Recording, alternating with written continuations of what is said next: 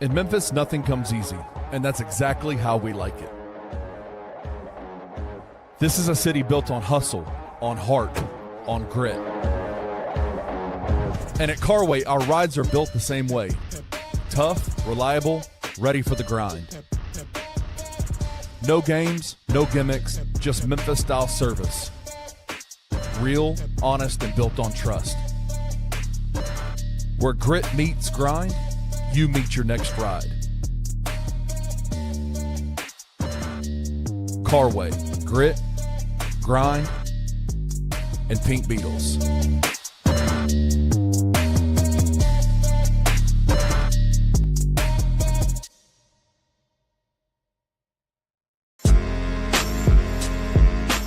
In Memphis, we know a thing or two about resilience. From the grindhouse to the Delta, we protect what's ours. But when pests invade your home, it's time to fight back.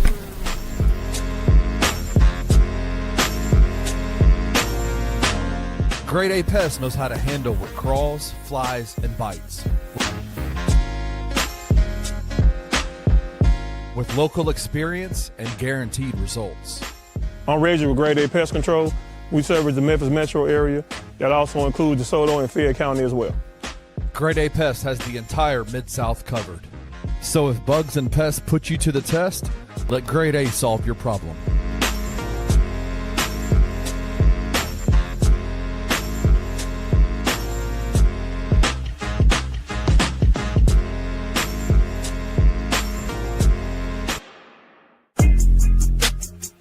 Bluff City Media presents the Two Buck Sports Show with your hosts, Rusty Buckets and Uncle Buck. Now, let's get to the show.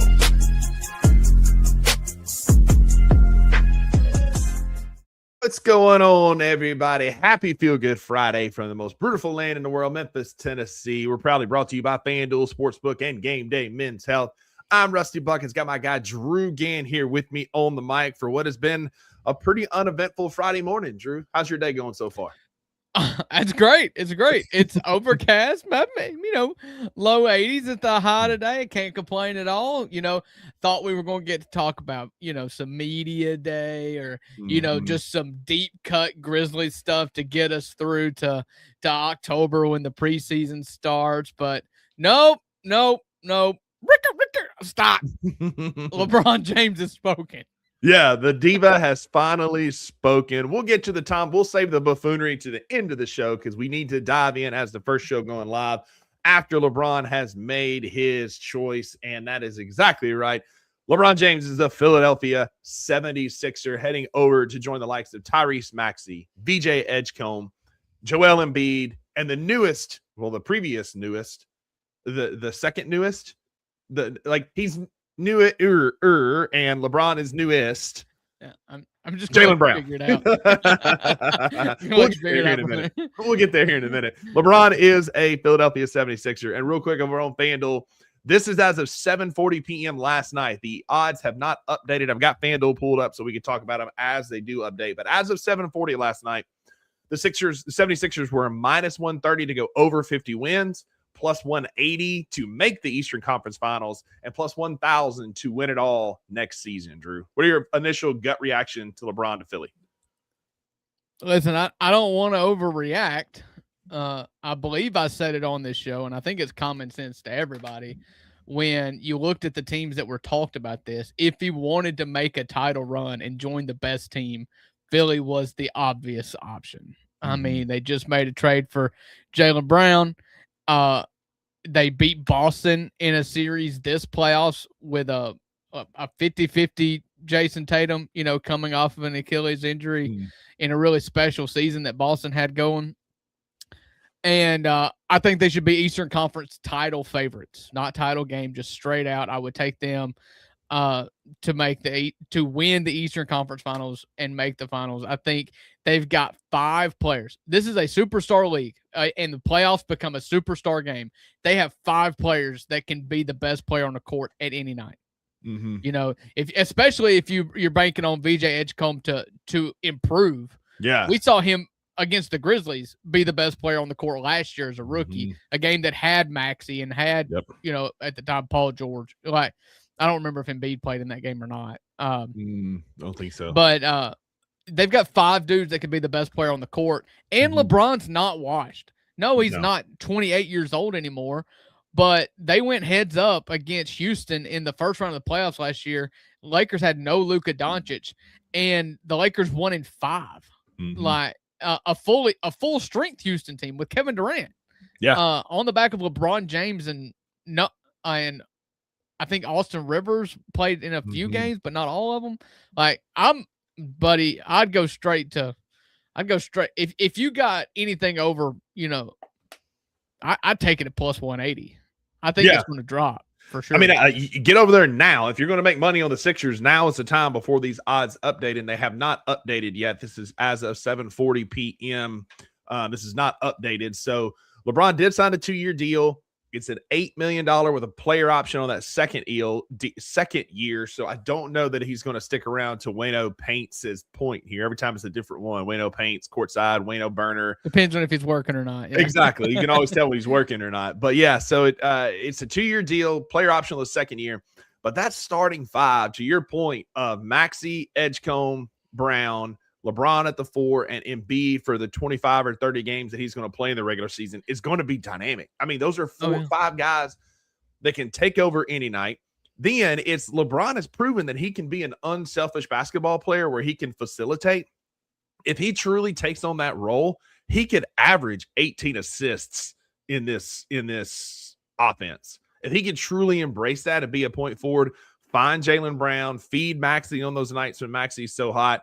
And then I think LeBron can be kind of the mentor figure for these guys. And you mean to tell me that VJ Edgecombe, who had a dynamic rookie year, is going to get to play alongside LeBron James for a year? Because to Francis's point here, I don't think LeBron retires as a Sixer. I think he goes one last shot for a title and then retires to Cav or in Miami. Like, 1 year of mentorship for VJ Edgecombe is going to do wonders for him as a young player. Like, this was the smartest basketball move they could have made, that LeBron could have made, because they had a glaring hole at the 4. They were like, their 1 through 3 and 5 were solid, again, for 25 games that Joel Embiid is going to give you next year. But adding LeBron in the mix here, this Sixers team went from like a dark horse champion contender to what should be the odds-on favorite. Oh yeah, no doubt. Listen, and I think the Knicks should be the favorite coming into the season, or would have been the favorite coming into the season. And I don't want to discredit the Knicks. I'm not calling it a cupcake championship. I don't believe in any of that stuff. I thought New York Knicks were the best team and should be treated as the best team leaving the 25-26 season. This jumps them for me, and I would have jumped them anyways, just because of the Jalen Brown trade. I'm high on Jalen Brown. I'm on record being high on Jalen Brown for a long time, and so. I think it's great.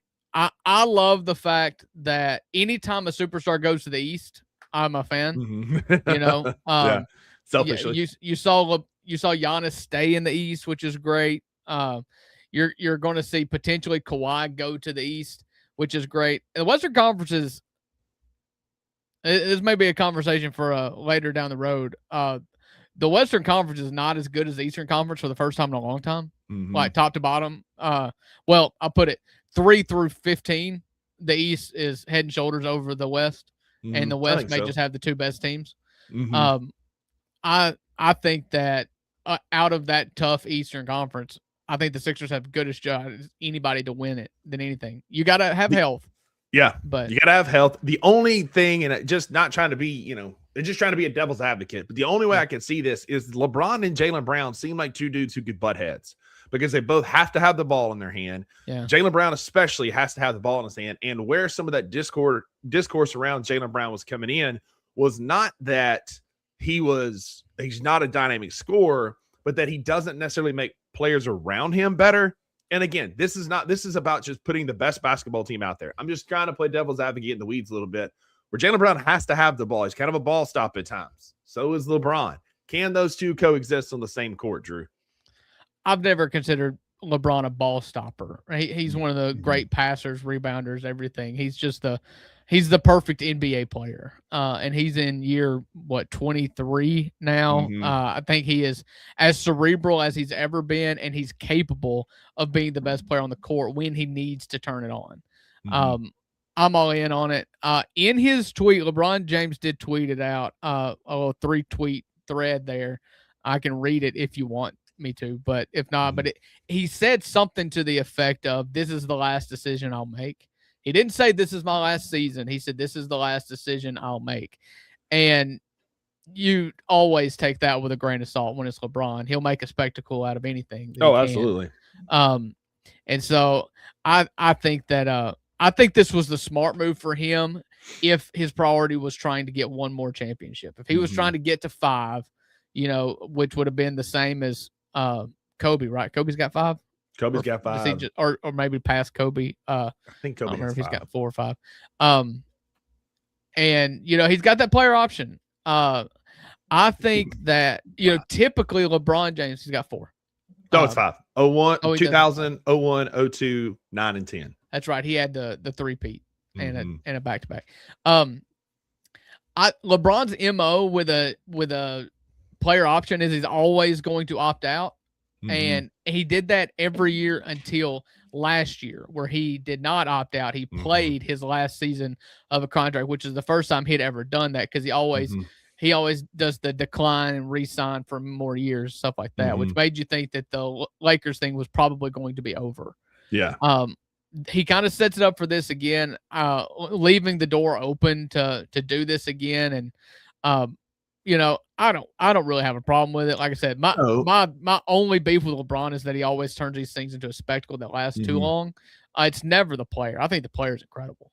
Yeah, so he's on for 26-27 according to Sport Track. He's going to occupy $3.8 million. Then in 27-28, he has a $4 million player option that he'll likely, decline, to your point, and probably go hang his hat in Cleveland for one last, because there's going to be a documentary, there's going to be something, it's going to be a ton of fanfare and pop and circumstance. And what better place to do that than Cleveland?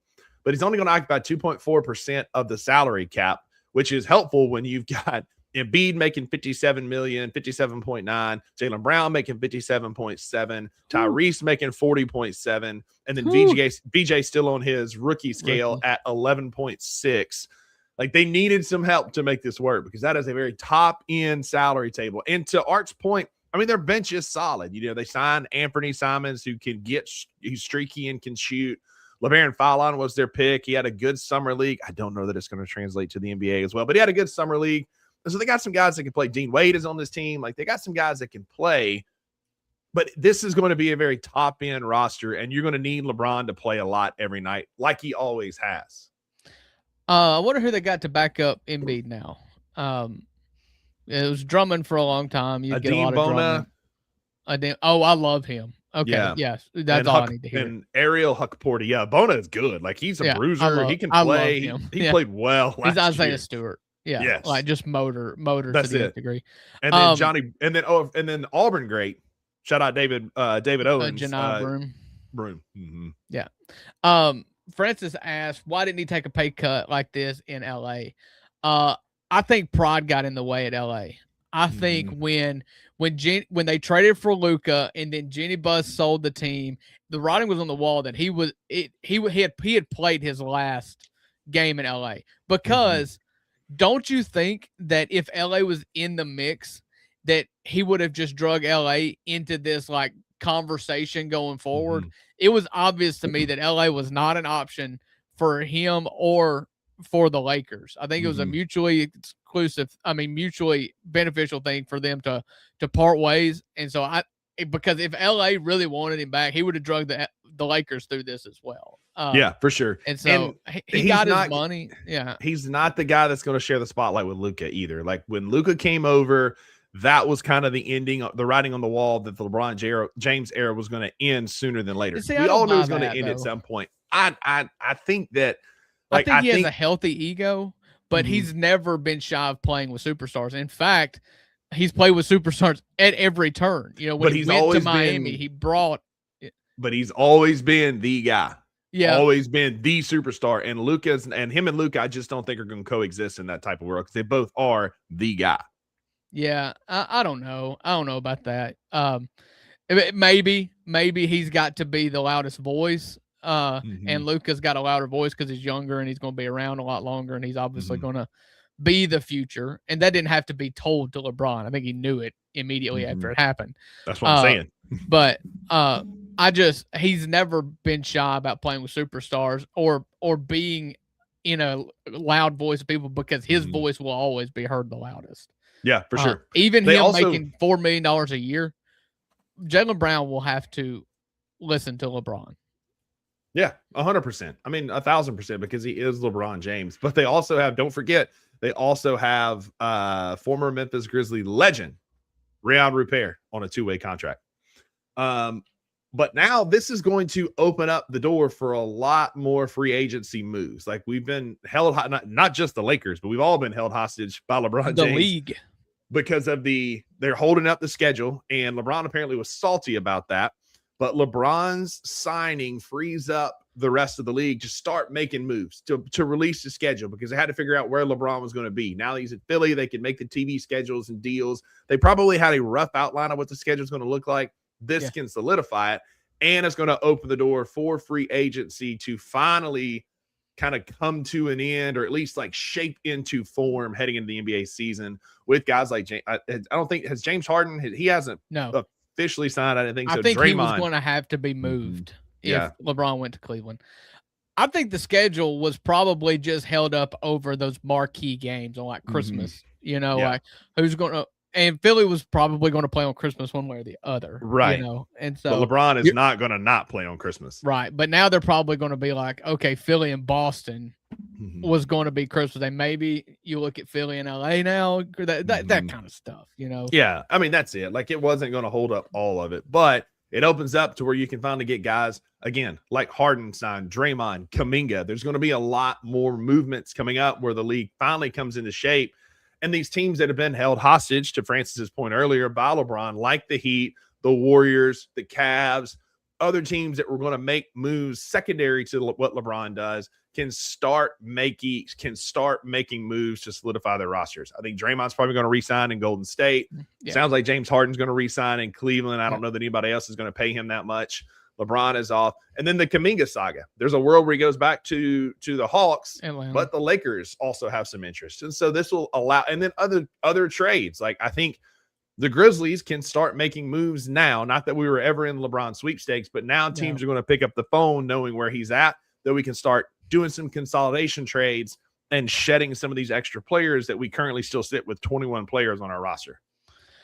Yeah, I don't know how much LeBron was holding up Grizzlies stuff, because the guys that we would have to ship out aren't like making a lot of money, I'm not saying it didn't impact the Grizzlies, but like it impacts the teams that we're going to call and try and move players is what I was getting at. Obviously, the Grizzlies were not in, than no, I'm not saying they were, but I'm saying the only way we would have been the involved, scope of a trade involving the Grizzlies is not going to take up a lot of cap space on the other team. No, but I guarantee you we were going to be moving guys. We would have been like the third or fourth team in a trade should Anthony Davis get shipped out of Washington. Then we could move KCP or some of those guys around. That's how we were related to LeBron's trade.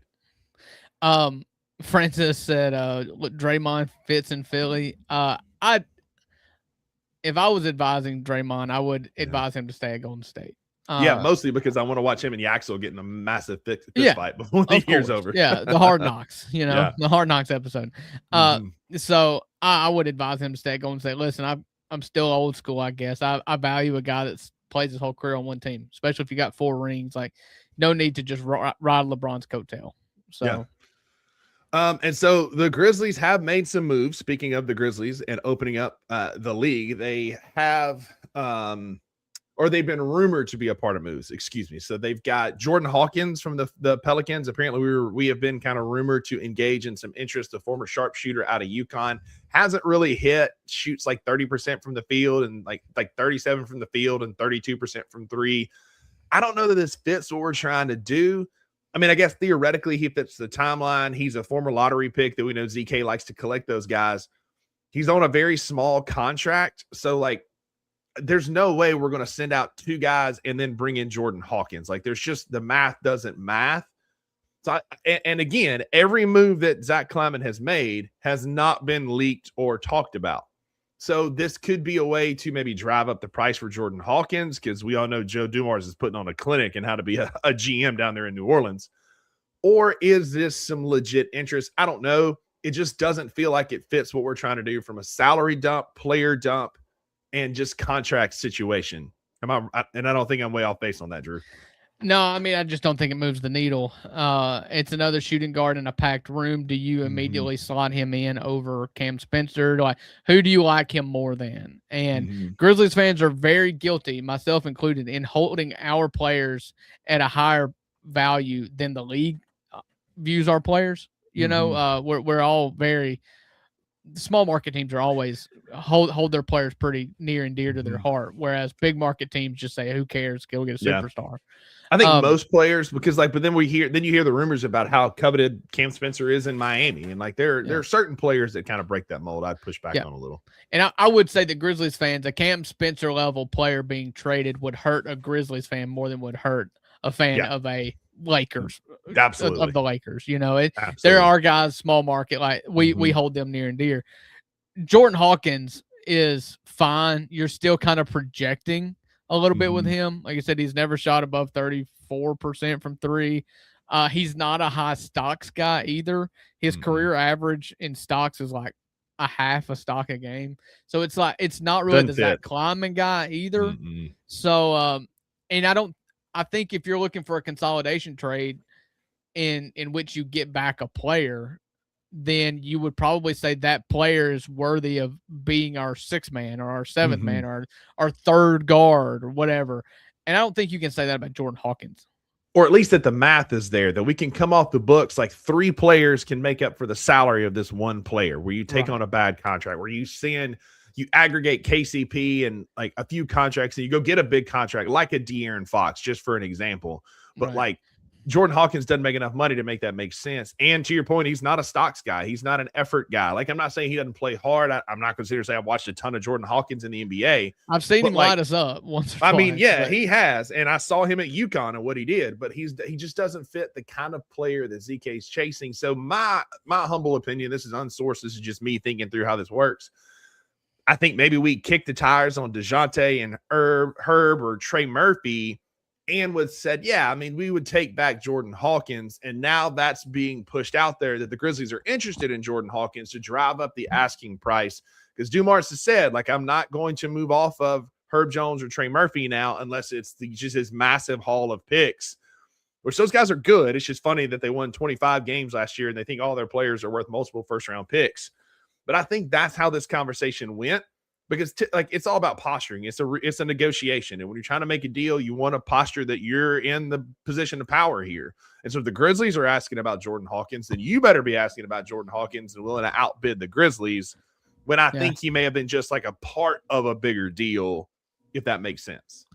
Yeah. I mean, I could believe that Jordan Hawkins is a player that's on the Grizzlies' radar. But I don't think he's a target. I think he's more along the lines of, okay, well, we'll take a Jordan Hawkins and as a bartering chip or whatever. It's just kind of a throw in, kind of the way like Walter Clayton Jr. was. It was maybe Taylor Hendricks, because I think Walter Clayton Jr. was targeted. But it was okay, well, we would also consider Taylor Hendricks in this deal too, if you need to make the salaries match. And if they're talking about, say, I don't necessarily think they're getting in the Trey Murphy thing, but say Herb Jones, okay, it's okay, that's a player that we would look at too. That's the interest level I think Jordan Hawkins would draw.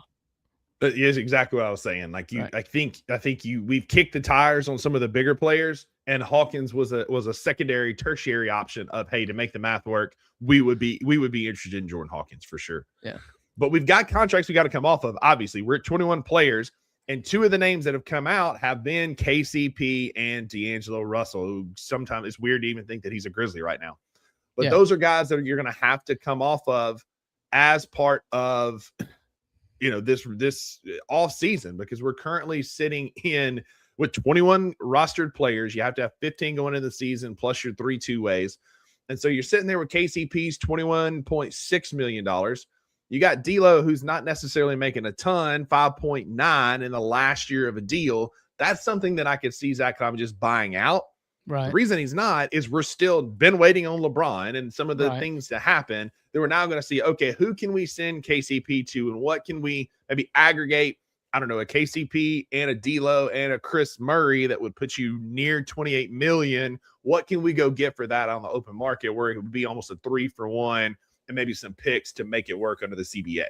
Yeah. That's very interesting. The report came out like that we all knew was going to happen. Like the Grizzlies are thinking about. So shocked. Yeah. the Grizzlies are considering buying out D'Angelo Russell. Like I didn't think there was ever a chance that D'Angelo Russell was going to be a Memphis Grizzly. I don't think he ever came to Memphis. Think Dwight Howard back in the day was going to be a Memphis Grizzly. Yeah. Like you just absorb these guys, and there is a got zero bunch of shot. space. There's a 0% chance he ever booked a plane ticket to Memphis. Like 0%. He's wherever else. He's not coming to Memphis. And honestly, I don't hate that. I know a lot. It's funny to watch how we're all guilty of it. But watching people talk themselves into D-Lo as like, man, this could really work. Like this could be a great fit. He's a shooter. Here's what he did last year. It is per 36. Like that guy's not a locker room guy that you want. He's a known locker room problem. There's multiple incidents of it, and he's just a ball stop. He doesn't fit the timeline, doesn't fit what we're trying to do from a culture standpoint. I'm glad we're buying out D'Angelo Russell for sure.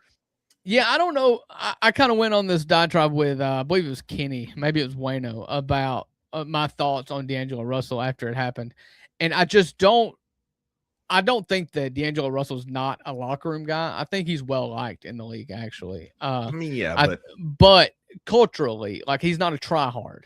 And this is a team full of tryhards.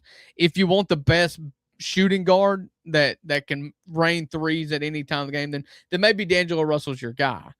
But I don't think that's what the Grizzlies are looking for right now. And so, I think that there's a lot of teams that Philly would love D'Angelo Russell right now, I'm sure, as a vet minimum guy to put around there that can just knock down shots. Yeah, and as I'm looking on Sport Track, there is a trade restriction on D'Angelo Russell that we can't trade him before September the 8th. So if we do include him in a trade, then it will not be able to go official until after September the 8th. So that we can still move him, but it's just like with the Isaiah Stewart and some of those trades that the trade was agreed on in principle, but it'll be made official on September the 8th. Chris Murray has one as well, August 29th. AJ Johnson is another one that has one that is also September the 8th. So all guys that were traded. Yeah. I guess you just that, and that's part of the reason why a lot of these teams don't make their trades official for so long is they're still trying to work some things out.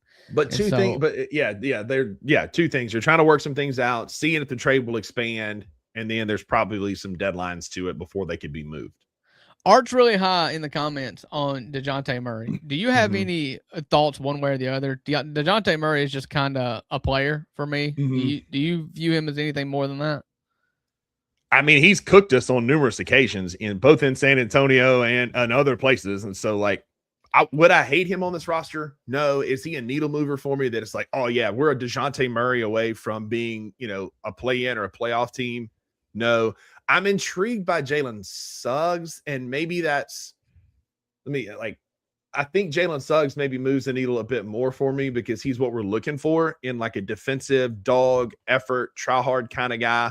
Murray's had some injury issues, which God help us, we don't need that again. I think he's talked about Murray and he likes Suggs as well. I would lean if they came to me and was like, who would you trade for, DeJounte Murray or Jalen Suggs? I would lean Suggs because you got enough shooting around him in Ty Jerome, Cam Spencer, Scottie Pippen Jr. can get hot, Jeremy Grant. Like, there are guys that can shoot around Jalen Suggs, but his effort, leadership, and defensive prowess as a point guard is very attractive to me. And I think I would go Suggs over Murray because I'm like you. Murray's just, he's cooked us before, but I don't know that and I don't think we're a Jalen Suggs away, but I don't think we're a DeJounte Murray away from being in a playoff team. So I was just looking this up. DeJounte Murray makes $26 million a year. Jalen Suggs makes because they're both like non-shooting around $30 million a year. DeJounte Murray makes about 30. I mean, Jalen Suggs makes about 30. They're both kind of non-shooting point guards. I like the elite athleticism of DeJounte Murray. The injury things are weird, you know. I could make a case for DeJounte Murray, I think, more than Jalen Suggs. And I'm a Suggs guy. I love Jalen Suggs too. But if you're talking about a consolidation piece, somebody that can run the point guard position as a starter, I think I would go with Murray. I see Suggs like a defensive specialist, and I think there's value to that. I don't know. They just both kind of whatever. Probably make Suggs too much money. Yeah, Suggs' career 42% from the field, 33% from three. His steals, he averages 1.4. He averages 2 stocks a game, 1.4 steals and 0.6 blocks, which is something that we value pretty highly. And if I'm not mistaken, and he and 4 assists per game. So, all things we could value. And if you compare that to DeJounte Murray, I believe Murray shoots 45% from the field, 33% from 3, slightly better. And then a career almost 2 stocks a game. Right. And a career almost 2 stocks a game. Exactly. So, relatively the same player. Murray's probably a bit more athletic. I think I like Jalen Suggs' leadership a little bit more. He's a guy that's just he's been in, just feels like a guy like an Isaiah Stewart, that if you're in a fight with another team, Suggs is going to be right there in the midst. I don't know that Murray is that guy. And I can't get past players that only play for losing teams. And you look at DeJounte Murray, the Spurs turned it around. Like, to turn it around, they got off of Murray. And then same thing with the Hawks. And now he's at the Pelicans and they suck. And it's like, I don't want to attribute it all to him, but he is the piece that moves when they get ready to start winning. Hot take. Rudy Gay is the same player. You move Rudy Gay out of Memphis, Western Conference Finals. You moved Rudy Gay out of Toronto, they win the title. You move him out of San Antonio, they go win another title. Rudy Gay was the same player. T-Rob said on his show that he thinks that the Grizzlies should target Keontae George. Keontae George. That would be the first player since we've been having a Grizzlies podcast that I would have to make some apologies to. That's true. You were anti-Keontae. I thought Keontae George. Now, he had a career year last year, and I gave him his flowers. But when they were awful, he was like, "This is my show. This is my crap show just gonna now." Shoot. It's like, this is summer league for me. I'm gonna shoot it 30 times a game. Right. One of these guys. I'm gonna keep putting them up because one of these shots got to go in. Yeah. Last year he started making them. Yeah. We'll see. We're in for an interesting offseason for sure, as the Grizzlies have a lot of things to move to get ready for the season. But we're going to hit a quick commercial break as we transition to our favorite time of the year, talk a little college football. Stick with us. We got SEC Media Days, top 25 college football storylines coming up. Stick with us to this commercial break.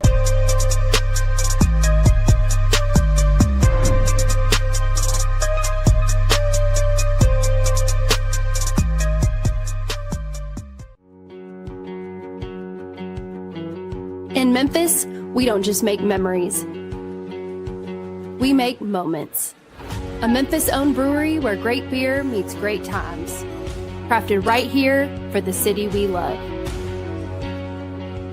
Live music, game days, and events all year long. There's always something happening at Grind City Brewing. Bring your crew, bring your energy, and make every night feel like a celebration. Real beer, real Memphis.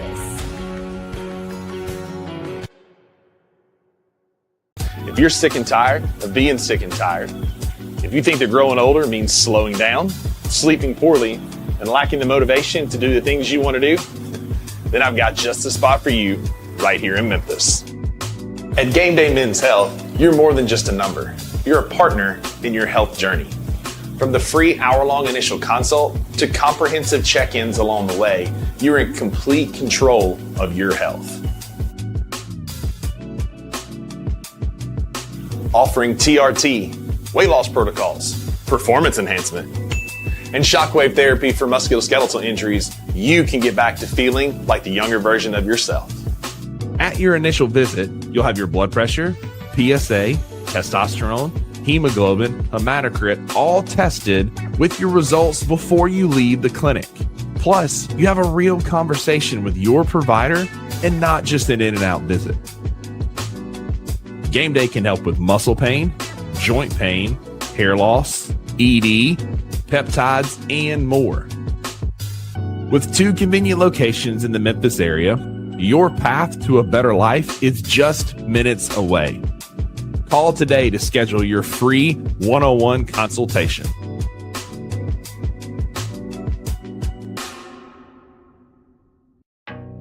Some dreams don't just come true, they come with 4 paws. At Puppy Dreams, we match loving families with happy, healthy puppies. From playful companions to lifelong best friends, your perfect match is waiting. And with our professional grooming spa, your pup will look as amazing as they feel. Visit Puppy Dreams today and meet the one who's been waiting just for you.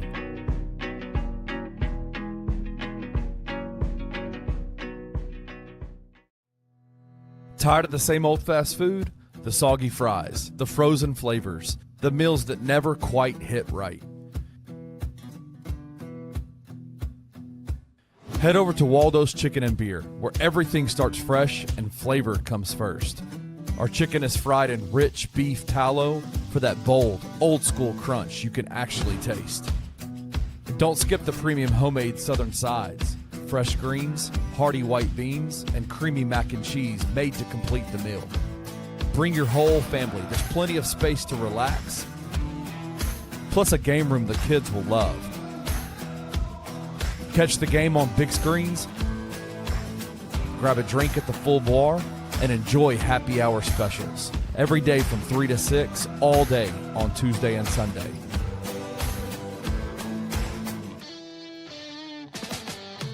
Waldo's Chicken and Beer. Real food, real flavor, made from scratch.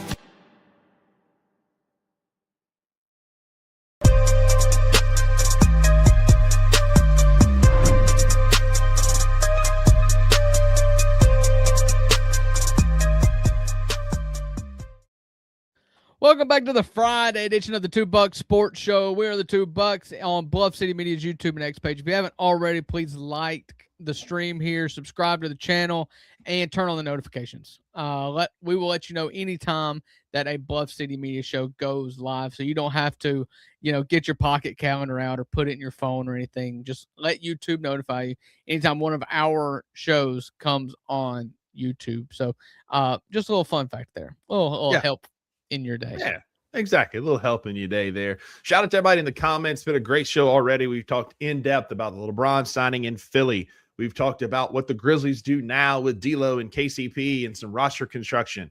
Our guy Art brought up DeJounte Murray and Jalen Suggs. We talked about Keontae George. Shout out to T-Rob. I do agree the Grizzlies are probably a season away from trying to make their big splash, get us better now type move, but I think we're going to make some moves this summer. So if you're expecting us to go get a guy this summer, you might be sorely disappointed, but stick around to next summer, because I think if this year goes well, next summer could be when we go all in. But speaking of going all in, Drew, it's time, buddy. College football is upon us. We're less than a month away. I think we got like 4 Saturdays, maybe 3 Saturdays left until college football week 0 kicks off with a good Memphis and UNLV game out in Vegas. And I'm so glad you built that up to tell us that about Memphis and UNLV. I said it's a good week for a good week 0 game. Now, listen, it's little brother versus littler brother, and we'll let y'all figure out which one it is.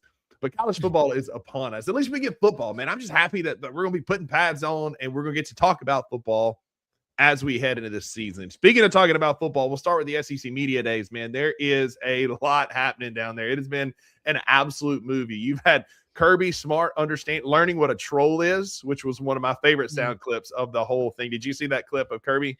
No, but it sounds like Kirby. So they were asking, a reporter asked him about, because him and Lane Kiffin are tight, and they asked him about Lane being a troll online, or people calling him a troll or something. And he was like, you got to define what a troll is, because I feel like if we're talking about what a troll looks like, Lane would call me that. And when they were like, oh, he's like, oh, Lane, like a troll is somebody who just pokes the bear and says things to be controversial online without missing a beat. He goes, that's Lane Kiffin. That's exactly who he is. Yeah, you know what? Put his picture right beside it in the dictionary. A spade is a spade, man. That's exactly right. Kiffin then went on the longest filibuster in opening statement history yesterday. When a guy that hates talking to the media filibustered. I think it was Brett McMurphy or one of them put up like the least amount of words ever said in an opening statement. Mike Leach, 5. Most ever said. Lane Kiffin, 1,500 and some change. It was 2,800, I think. 2,800. That's what it was. Yeah, he just read the Odyssey from Homer. You know, it's like, just to get y'all ready for the IMAX theaters this weekend. Here's the synopsis of the Odyssey by Homer. Yeah, I love media days. I do too. And I think that media days has been lost because for a long time, because coaches and athletic departments and PR staffs got too scared and too scared to let coaches have personalities. And just, you got a lot of coaches that were robots and and you never really saw their true colors. Lane is really guilty of this. Lane is a Twitter troll, but he insulates himself to the nth degree when it comes to even local media and national media. Like he doesn't want to talk about what's inside the program, what goes on, injury reports, like nothing. Like everything's so insulated. And this year you saw 2 coaches in particular that are new coaches just be honest and real and fun and let their hair down and participate and let everybody in on the process and the secrets and stuff like that. And it probably made PR staffs cringe and, enforcement staffs just cringe at times. But John Sumrall was great at just being honest. And Pete Golding was too. I mean, just highly entertaining stuff. And when asked hard questions, both of them just gave real down the middle, real life responses to it. And it was refreshing. I love John Sumrall when they were asking him about the 9-game schedule, and he was just like, you got to embrace it. We're in the SEC. Because when I grew up, there were 3 divisions. There was the AFC, the NFC, and the SEC. And I was like, oh my God, let's go. It's a great quote. You know, they asked John Sumrall. Lane kept dropping Sumrall's name when he was going through the coaches thing. Will he or won't he take the SEC job? And he kept on talking about Sumrall's name because Sumrall was going to have a team in the playoffs and was going to take another job. And Lane kept telling me we're the same. And I said, no, we're not. We're not in a G5 job. And he even went as far as to say, like, this is what I did. I went to my players saying, I'm taking the Florida job. And if you guys want me to leave, I'll leave. If you guys want me to stay, I'll stay. And I told Florida that if I can't coach, that I'm not taking the job. I'll stay here at Tulane again. I loved that. He said, the difference is I'm not taking a job that won't let me coach in the playoffs. Right. And you just got real stuff. I think my favorite Golding thing from the weekend was they asked him about the tampering thing. You know, not long after the season was over, transfer portal picked up and Luke Farrelly started a firestorm because he enrolled at Clemson from Cal or showed up at Clemson from Cal. And then left Clemson and went to Ole Miss. And Dabo Swinney went off on Pete Golding and his character and all this other kind of stuff. And they asked Pete about it. And the first time he gave like the ho-hum PR coached answer, they asked him again. And he just said, you know what? If you're on the interstate and the speed limit's 70 and everybody around you is going 85, 90 miles an hour, what are you going to do? You're going to get hit in the rear end? He's like, no, because in my job, that means you get fired. And so he's like, yeah, whatever. Yeah. We're all doing it. Can we please quit pretending? And it's just like, and I know this is like, oh, the Ole Miss guys propping up the Ole Miss coach. We knew it was going to happen. You're not surprising anyone.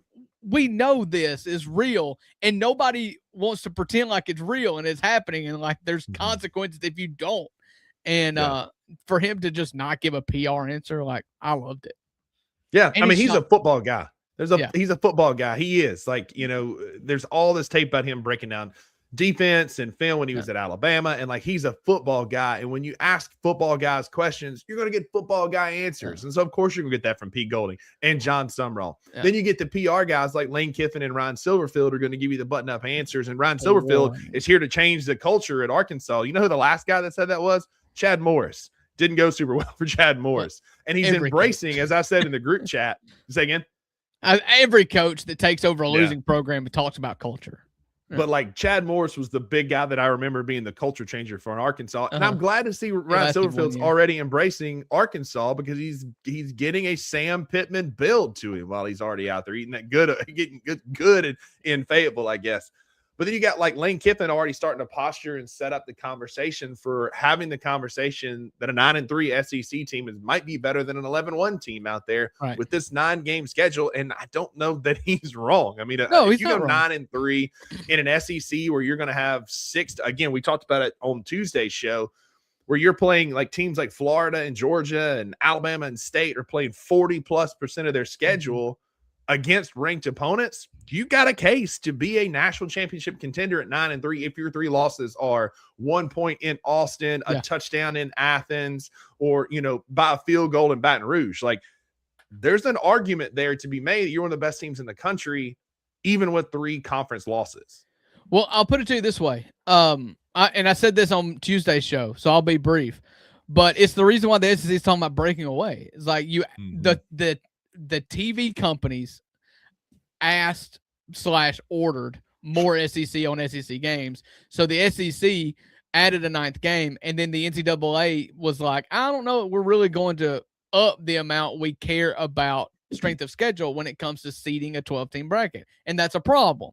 That's a real problem for the SEC because the SEC cannibalizes itself every year, and they will continue to cannibalize themselves because I only know Ole Miss's schedule, so forgive me for going to Ole Miss.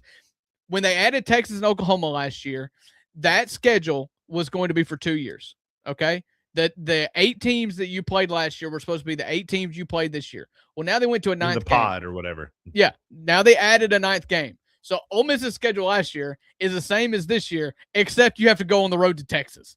So, like, that's a problem if you're not going to gauge strength of schedule higher. Yeah. Agreed. Yeah. Which the same argument can be made for every single team. Like you said, as a conference level. Right. Yeah. Like, because you've added a 9th game. And if you add a 9th game in the Big Ten, that 9th game might be, playing Stanford or playing some little, or what Stanford's ACC, but like might be a smaller school in Northwestern, somebody that you could get Michigan State. That's a powder puff. In the Pac-12, you add that, you're playing San Diego State. The ACC, you might be playing West Virginia. Like, it's not that big of a deal. But in the SEC, if you had a 9th game, there's a real good shot that 9th game is in Athens, or Alabama comes to town, or you have to play Oklahoma and that defense is swarming, and it's going to up your strength of schedule, which needs to carry some weight in postseason conversations. I mean, allow me to, I just talked about the NBA Eastern and Western Conference, how it's changed. The Big Ten is the SEC right now, where it is like you may have the 2 or 3 best teams in the country. The rest of it's trash. Okay. Yeah. The SEC is more like the NBA Eastern Conference right now. We're top to bottom. You can get beat by anybody any night. I mean, to that point, like the SEC media days, they always poll the media of who's going to win the conference. Who do you think is going to win the conference? Who do you think? Have you seen who got the most votes? Who do you think that they received the most votes? Texas. Texas was second with 57. Georgia got 88. They're getting the Alabama treatment now. They're the team to beat until proven otherwise. So. Right. So they got 88. Texas got 57. Ole Miss 6. A&M 5. And Alabama got 3, which is the least amount they've gotten since 2008. They're not getting the benefit of the doubt anymore because of what Kalen DeBoer is doing. They're winning games, but not at the same clip. But with that being said, like, Georgia is the best team in the conference. But if you look at the SEC as a whole, like from top to bottom, you've got teams that are going to be competing from a national championship like level. You've got Georgia, Texas, Alabama, and then I would put on A&M on the fringe, probably Ole Miss and LSU until proven, right? LSU, like, they should be contending. Ole Miss has the talent too. Yeah. But then in that middle tier, I think the only reason why Ole Miss is, well, 2 reasons why Ole Miss is not being considered. One, you're just not going to. And 2, it's just Pete Golding. I mean, they're going to have a top tier roster in the SEC. They're going to. That's it. They've got the talent to compete, but I wouldn't shoo them into a national championship contender this year like I would Georgia, Texas. I believe on the graphic at SEC Media Days, it said that Ole Miss had the highest FPI chance to make the playoffs in the SEC this year. If you believe FPI, it's a and I wonder where they're like. uses. Yeah, and I wonder where, like, and I don't have this in front of me, and I could probably look it up, but it'd be some dead time. But like, what, like, in terms of SEC strength of schedule, like, where does Ole Miss fall compared to the others? Again, I'm not going to do that. I don't know. I don't care about SEC strength of schedule because I believe the league's going to cannibalize itself. I think the only thing that matters to me is you've got they came out with preseason all SEC teams. You've got all SEC first team Trinidad Chambliss, all SEC first team Kawan Lacey, and all SEC first team defensive tackle Will Eccles. All SEC third team defensive tackle Cam Franklin. You've just got players in positions of the players that you need to be the best are the best players on your team. Right. So according to ESPN's FPI and their strength of schedule, Arkansas has the toughest schedule in the country as of right now. This is July 24th. We hadn't played a single game. So based on paper, Arkansas is 1, Oklahoma 2, Texas 3, Kentucky 4, Ole Miss is 5, and those are nationally ranked as well. All 16 teams fall within the top 20 of the toughest schedules in the country based on current rankings. That's why Ole Miss is at 5, Mississippi State is 6, Florida 7, A&M is 8, 9th nationally, South Carolina 10th nationally. The lowest, easiest SEC schedule is Georgia at 20, and part of that is because they're Georgia. So, yeah, but you know why Arkansas has the toughest schedule and Georgia has the hard. And Georgia has the easiest schedule is because Arkansas can't play Arkansas and Georgia can't play Georgia. That's exactly right. The strength of schedule thing is so cattywampus. It's like, obviously the best team has the easiest schedule because they're the freaking best team and they can't play themselves. That's right. And for Mississippi State, just to tie in a little bit, to talk about State a little bit, Jeff Lebby did a good job yesterday, said a lot of good things, but the biggest talk of the town was Kamario Taylor, and Zach Arnett being back as a defensive coordinator. Nick Saban had a lot of really good things to say about Lebby, if we can maintain offensively with what we've got with Kamario Taylor, bringing back Anthony Evans, bringing back some of these guys, Fluff Bothwell, this team's better offensively. The offensive line is still some big question marks. But Nick Saban said himself that Zach Arnett is one of the worst defensive coordinators to have to prepare for because he's going to throw a bunch of things at you. Yeah. They don't have big guys that you have to attend for, but they got a lot of guys that they can move in and out and a lot of guys that can get downhill fast. And his scheme is very confusing. It's a 3-3-5 that he ran. He had San Diego State as one of the top 10, top 15 defenses in the country with a 3-3-5 scheme. And then Mississippi State was in the top 20 and top 10 one of his years as defensive coordinator. And so if given health is always the thing, and the offensive line, the offensive line can be even just dear God, just a little bit better than last year. And last year, it was just barely had a pulse. We were flatlined most of the year. But if you get a little bit of offensive line play, Kamario Taylor could be special. Defense is going to be good, cleaned up in the transfer portal. A lot of people are higher on Mississippi State to surprise or at least be competitive in games. I'm not going to sit here and say that with that schedule, we're going to go win 8-9 games. But we could have a lot of situations where maybe we don't beat ourselves this time, but you're in a lot of football games late because of the defense and because of Kamario Taylor. Yeah, and Kamario Taylor is one of those players, sure, it helps if you have an offensive line, but is it the worst offensive strategy if he starts scrambling a lot? You got to worry about health at that point, but he's dynamic. I gave the case for Mississippi State to go over their win total on Tuesday's show. You should have won 7 last year. You won 5. You're projected to win 4.5, and I think you've got a better quarterback. A lot of the reason you only won 5 last year is because Blake Shapen sucks. Because he had some dirt on Jeff Lebby. But that brings us kind of as we transition towards the end of the show, get ready to land this plane. Over on FanDuel, if you want to make some money on conference winners, these are the Power 5 conferences right now. The conference winners on FanDuel. Miami is minus 145 to win the ACC. Ohio State plus 180 to win the Big Ten. Texas Tech plus 105. Plus 150 is BYU. They're right on their heels. Boise State is plus 172 to win the Pac-12. And then Georgia plus 300 to win the SEC as of right now. The other one that was pretty close, Oregon is plus 270 in the Big Ten. Louisville is plus 750. Nobody's close to Miami in the ACC, which is unsurprising. Nor should they be. Right. And then Georgia plus 290, Texas plus 330, Alabama plus 850, LSU and Ole Miss are plus 900 to win the SEC overall. Oh, and so is Oklahoma over on FanDuel. What is Memphis in the American? That's interesting. I had this on there and then I took it off, but because I just want to just focus on Power 5. UTSA is the odds-on favorite at plus 470, Navy plus 490, and then Memphis plus 630, just ahead of Army and South Florida at plus 680. Okay, but they'll be competitive in the SEC if they moved over today. Okay, that's what I was told. Yeah, no, pass.